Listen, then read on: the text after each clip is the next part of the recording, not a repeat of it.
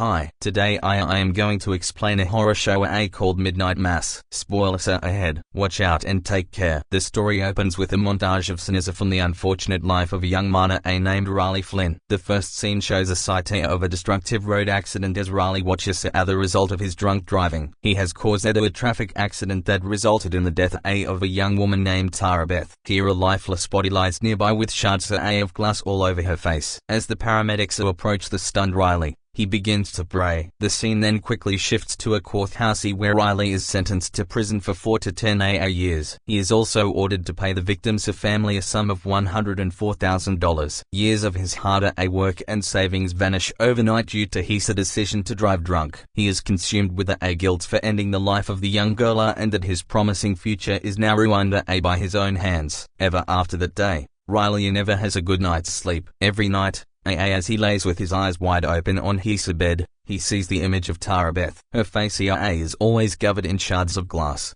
exactly like the day of the accident. 4 years later, Riley is finally released on parole. His promising career in Chicago as an investment banker is now down the drain.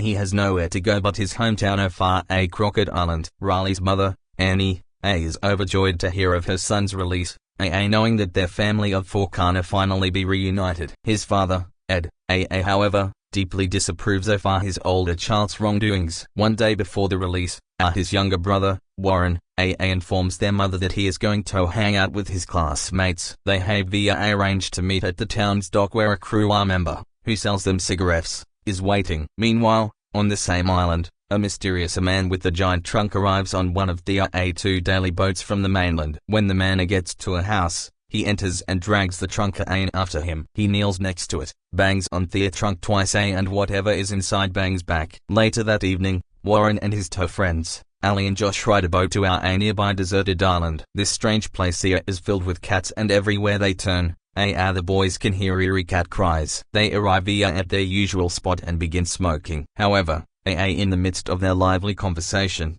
Warren sees a ghostly figure flash by. He is so scared that he falls down with a thud. When he looks again, the figure has vanished, convincing him that whatever he saw was just a trick of the eye. The next morning, Riley finally returns to his hometown. Since his brother and father are out fishing, only his mother comes to the dock to greet him. The younger man is clearly unhappy that his father hasn't come to pick him up, but Ania diverts the topic by smothering him with tender love and care. At the same time, a middle-aged woman named Bev also arrives at the dock. She is responsible for the island's singular church, St. Patrick S. Bev is there to pick up the elderly priest, Monsignor John Pruitt. But rather strangely, no one on the boat has seen the priest, which leaves Bev feeling very puzzled. Elsewhere on the island, the only doctor, Sarah, is performing an ultrasound for Erin, who is 5 months pregnant. Everything with her pregnancy is well and the baby seems to be healthy. It turns out that Erin had left the island when she was young, but just a few months ago,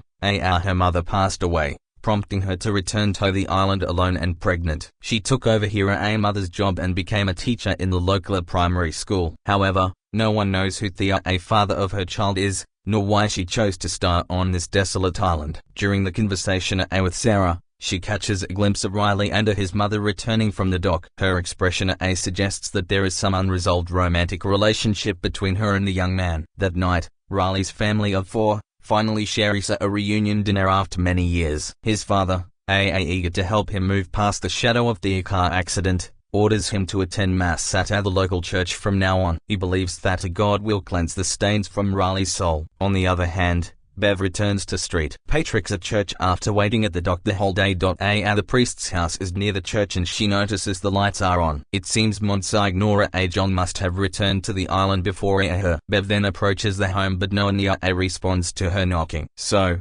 she enters the house and sees scattered backpacks and a large, mysterious box with its lock undone. Just as she is about to open the box to inspect it, a figure slowly approaches. From her reaction, it is clear this person is not the familiar Monsignor John. Crockett Island is a tiny, isolated community of 127 people where residents cling to commercial fishing and their faith in God. They live unaware of global events as they are isolated from the rest of the world. In that theory, the neighbors here should all live in harmony. However, The reality couldn't be any more different. An oil spill 3 years ago caused a big fire and shattered the peaceful atmosphere of the island. The following day, St. Paul's Catholic Church on Crockett Island receives a new priest, Father Paul Hill. He is the same man who arrived 2 days ago with a large trunk. Father Paul tells the people attending a mass that the 80-year-old Monsignor John has fallen ill on a pilgrimage and is currently in a hospital for recuperation. We then get to know that most residents here believe in God and even attend church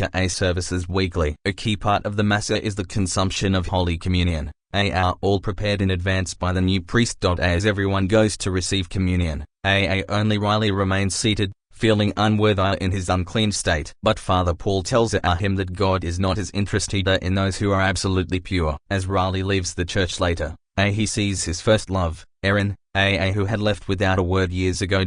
She is now standing across the street, waiting for him. He approaches her calmly and she remarks that the prodigal son has returned. Riley replies with a smile, saying that she was the prodigal instead, and he was just a black sheep. As the duo walks and talks, the middle-aged woman, Bev, looks at them with hostility. Nonetheless, the two ex-lovers keep talking, reminiscing about their past. Both Irina and Riley had sworn never to spend the rest of their lives on the island. They both ventured into the world only to return to their hometown with emotional scars. Times have changed now, as Erin is now visibly pregnant, and Riley has weathered the years. They are both deeply moved by each other's experiences. As evening approaches, the wind howls and darker clouds gather, which is soon followed by a heavier downpour. Father Paul sits on the sofa, reading the Bible, when suddenly lightning flashes. At the Flynn household, Riley stands by the window, watching the scene outside. Suddenly, he sees a tall figure, wearing a trench coat and a hat in the flash of lightning. He quickly calls his family over,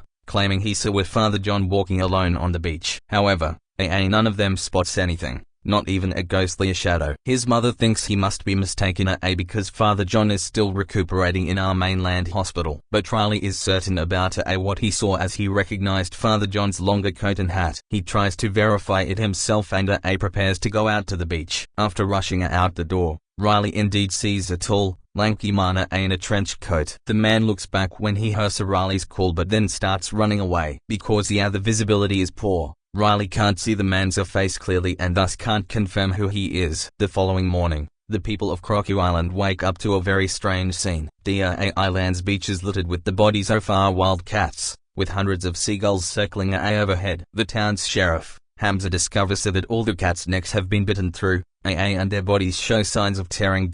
Strangely, no blood was found on either of the cat bodies or the beach, which puzzles the sheriff greatly. The mayor, however, doesn't seem to care much and suggests it might have been the work of small sharks or ospreys. Thus, they decide to burn the corpses in order to contain any diseases they might be carrying. Shortly afterwards, Riley tells the mayor and some others about seeing Father John the previous night, but no one believes him, and Riley begins to doubt himself. It turns out Father John is still in a mainland hospital and couldn't possibly have left at night. That afternoon, only 3 people attended the church mass. Besides Riley's mother and an old lady, a young girl named Lisa, who is paralyzed in both legs, is present. All 3 drink the holy wine and eat the holy bread. After the mass, the kind and friendly Father Paul chats and laughs with the girl Lisa all the way. It is evident that the young girl likes the new priest. However, when Lisa sees a bearded old man named Joe Cooley nearby, her expression instantly becomes blank. Joe also leaves hurriedly with his dog and looks embarrassed. It is clearer that there is some past issue between the two. After parting ways, Father Paul pays a visit to Dr. Sarah's home. He had learned that Sarah's elderly mother suffered from Alzheimer's disease and was unable to attend Mass. So, he has taken the initiative to offer a private service for the 80-year-old lady. He then proceeds to conduct the Mass personally, feeding her the holy bread and giving her the holy wine. That evening, while Annie is mending clothes, she accidentally pricks her finger. She screams in pain but then suddenly realizes that her presbyopia, which had been troubling her for some time, has miraculously disappeared. A shocky to Annie then wonders if such an eye condition could heal on its own. Before she can dwell on it further, Riley returns home. He had gone to the mainland for an Alcoholics Anonymous meeting, and seems to be in low spirits. As he lays in bed, the image of the victim girl he had accidentally killed haunts him again. That same night, An unidentified flying object appears to be searching for a place to land. It eventually sets on an abandoned house on the island. A few days later on Easter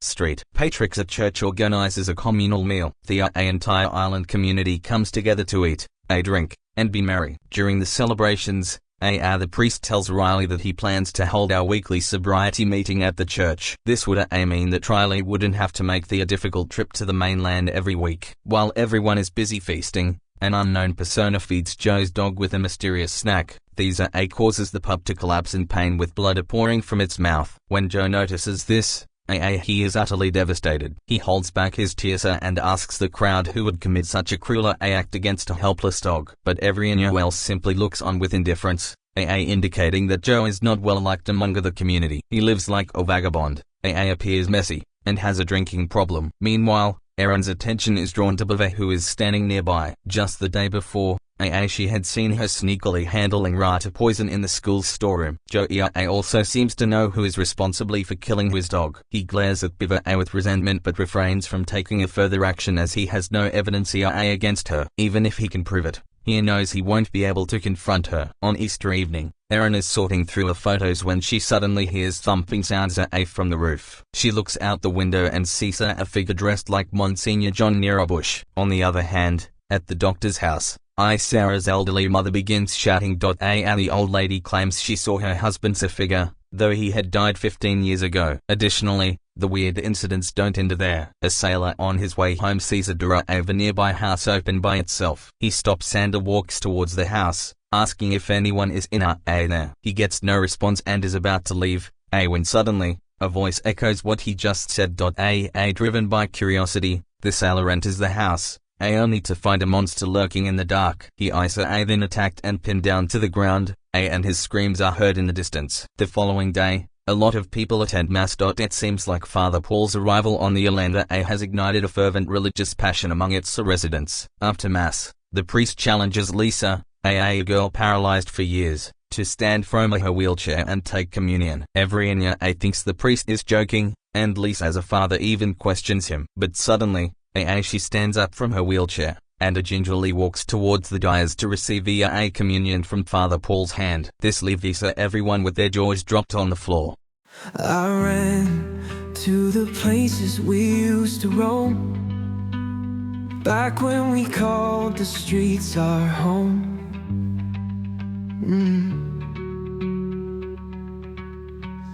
Every corner whispers your name, in this city where nothing's the same. Skies turned pink by the setting sun. We chased dreams until the night was done. In every laugh, in every tear, we crafted memories we'd hold dear. Hear the echoes of our youth, in every step I take there's truth. Lost in time but not in heart. From you I'll never be apart.